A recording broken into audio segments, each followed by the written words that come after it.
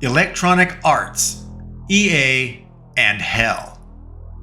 When I signed my contract with Electronic Arts EA in Redwood Shores, California, I signed a contract to develop The Inferno, based in part on Dante's Inferno, but made modern, a la a Jerry Pournelle and Larry Niven contemporary Inferno variant. I was ecstatic. EA was renowned for its excellent, almost revered treatment of game developers. They even had a massive granite tablet held vertically in a huge marble base that read how developers were the heart and soul of games and creation. It hailed those games were made for gamers by the creators above all else. EA was not about making money, but was about the pure spirit of the game. Well, I would learn that EA was very much about making money later on. It was very much a business that intended to generate as much money as possible for its owners.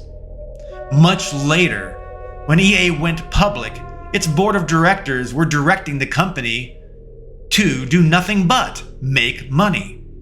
So EA was always about making money, but it found the culture and vision statement that was outstanding as a marketing tool to attract developers and convince consumers that EA had the highest quality of games and belief in games, and they had the greatest talent in the world. Well, I bought into all that.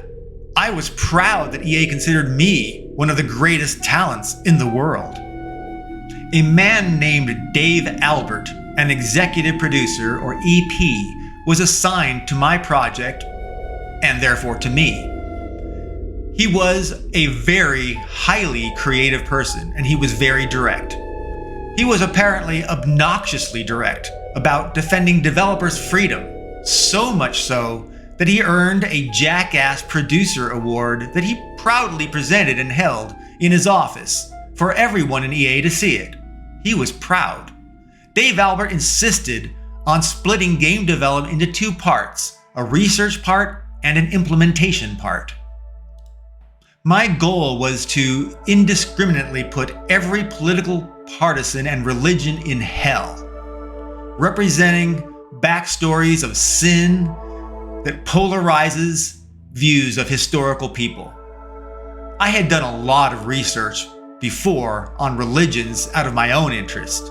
No doubt that it was something that inspired me to even think of and want to write The Inferno.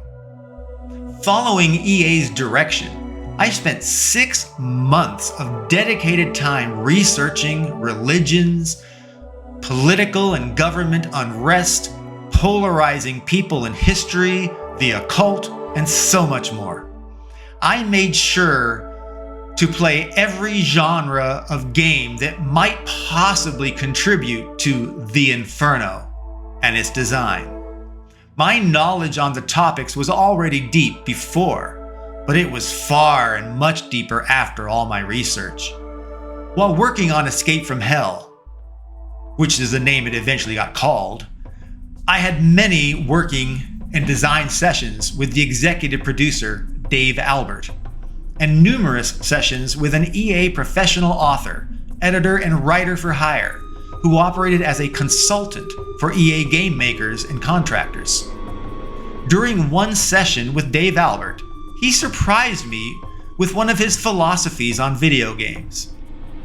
Dave Albert shared his strong view that well-designed computer and video games can strategically provide risk-reward dopamine releases in its gamers, and in doing so, were effectively narcotics that induced recurring bursts of dopamine high thrills and satisfaction in the gamers. And with the recurring dopamine rewards, gamers would continue to play games until they mastered them and no longer received achievement or accomplishment dopamine reward sensations.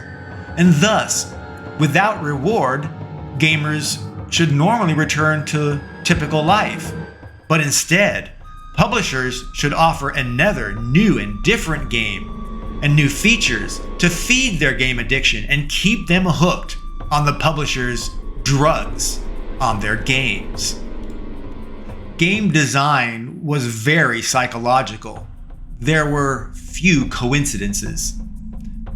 Interestingly, as example, Atari used female voices in their attract sequences to call out, to get young boys to look towards the distressed girl, allegedly appealing to deeply rooted protect women instinctive responses in males. The idea was to manipulate the gamer using a waif of a girl pleading for the young male to come to her rescue. Well, it worked and was used in many, many games and in many forms over the decades. Once someone was looking at the arcade game, the game still had to look fun. So there was artwork on the arcade frame and sizzling graphics, sound, and music in an attract mode. And players had to be given gratuitous victory rewards within 1 minute of play. And they had to keep getting rewards with progressively more difficult challenges at most 5 minutes apart for every quarter that would be spent. It was planned and crafted to give just enough reward to make the gamer feel that they were competent and they might be able to do better, and thus keep adding quarters so that they might play more. Like Electronic Arts' Dave Albert's perspective that video games were effectively legal drugs of the future that would potentially corrupt civilization and reduce overall productivity, Steve Calfee from Atari Games had told me many years prior that video games were the cheapest babysitter around. That's right. He said it was socially okay and even expected to park your child in front of the television to watch educational content shows like Sesame Street or Blue's Clues and so forth. But children would grow bored watching the same television shows, and TV shows were short, and they required frequent parental involvement to ensure the appropriate next shows were started for the child. Video games lasted forever, so long as they were interesting to the children. And they were carefully designed to precisely attract and retain children's interests.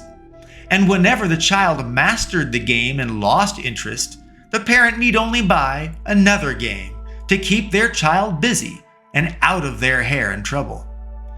And what parent would not pay $40 or even $50 to entertain and occupy their child for hours on end every day? And moreover, something that their child even wants actively to do. So there it was. Atari Games vice president and Electronic Arts executive producer both recognized that computer and video games were cornerstones of our evolving society. And while one was a positive, negative babysitter metaphor, the other was a threat to civilization's productivity like an addictive illicit drug.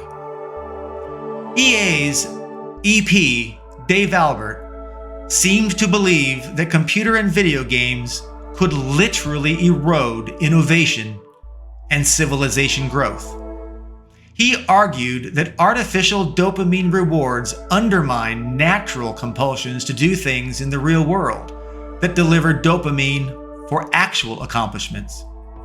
Consequently, gaming could encourage people to stay home and play games instead of going to school or work or investing towards their own innovation and growth.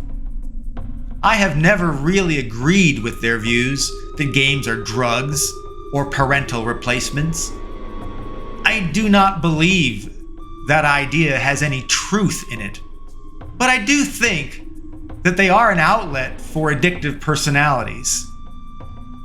As an aside, I used much of the video game babysitter game design thinking during my work on Xbox Sesame Street because it was the closest thing to Steve Calfee's prognostication that I could imagine. Sesame Street benefited from frequent challenge reward loops and characters that were compelling, with addictive, quirky personality and cute, childlike voices.